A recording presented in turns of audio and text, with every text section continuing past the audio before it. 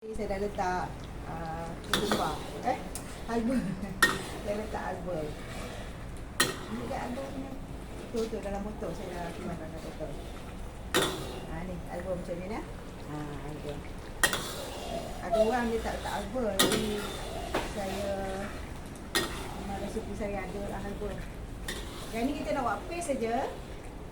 Ni kita buat basic dia je. Bila kita nak makan nanti ambillah banyak ikan yang secukupnya lah, ikan yang orang nak guna, ikan ke ini nak buat daging pun boleh, tak ada masalah, dia sama je base dia. Bila dah garing bawang, baru kita masukkan cili dengan kunyit, kita boleh masuk sebentar, tak ada masalah.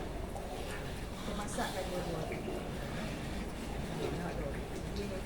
Ini kalau pakai industri punya tu tak adalah, saya bukan nak meniaga. Kalau saya nak meniaga, saya beli benda macam tu kan. Ini kita nak buat projek je, tak lama projek kita mungkin dalam sebulan 2 je. Tengok pada keadaan semasa. Okey, kacau.